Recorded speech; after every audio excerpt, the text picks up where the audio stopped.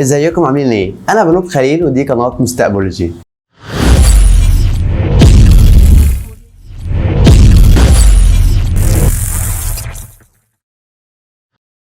عايز اكلمكم كده في موضوع الصراحه ضايقني شويه، ان هي طلاب كتيره جدا عندها احباط ويأس من حته انا خلاص مش هيجيلي كليه حلوه، انا كان نفسي في حلم معين ومن خلاص مش هيتحقق، وكميه يأس وكميه احباط. عايز اكلمك كده في كام حاجه. اول حاجه لو بالنسبه للكليات، عايز افاجئك ان في كليات موجوده انت ما تعرفش اسمها ايه، في اقسام جوه كليات انت ما تعرفش انها موجوده اصلا، فبالتالي عايزك تبدا تعمل ايه دلوقتي؟ انك انت تدور ايه الكليات المتاحه عشان تشوف هل انت الكليه اللي انت عايزها كان ليها بديل تاني او بديل مشابه. يعني سبيل المثال في كليه فنون جميله مجموعها عالي شويه لكن ليها بديل تربيه فنيه. بديل تاني كليه ألسن دي مجموعها عالي ليها بديل في اداب او تربيه. واحد نفسه يدخل ألسن لغه معينه يقدر يدخلها في اداب او تربيه. الموضوع معتمد على انه يبدا يدرس مع نفسه شويه ويبدا يشوف هو ايه المهارات اللي محتاجها عشان يعرف يشتغل في مكان حلو. وبعد ما يتخرج محدش بيساله انت خريج ايه طالما عنده مهاره قويه. طب نفترض دلوقتي ان الكليه اللي انت عايزها دي ملهاش بديل، تعمل ايه؟ عايز اقول لك في مجالات كتيره جدا تقدر تتعلمها بنفسك، تتعلمها عن طريق كورسات اونلاين. يعني مثلا مجالات البرمجه من المجالات اللي تقدر تتعلمها وكلها كورسات متوفره. لو انت اتقنت المجال اللي انت عايز تدخله تقدر تدخله فيه من غير اي كليه. انا بكلمك من واقع، انا دلوقتي خريج وفي ناس في مجالي داخله وهم اصلا مش في كليتي، داخلين على المجال بتاعي بسبب ان هم درسوا اونلاين او فضلوا يدرسوا مع نفسهم كتير جدا. يعني الموضوع معتمد عليك. يعني لو انت ما اشتغلتش كويس في سنه او اشتغلت وحسيت نفسك ان انت مش ده مجموعك او انت حاسس ان الامتحان كان صعب عليك، انت تقدر تعوض ده بشكل مختلف خالص. قدامك فرصه كبيره. ثانويه عامه مش نهايه المطاف، ثانويه عامه بدايه طريق مختلف انت بتحدده.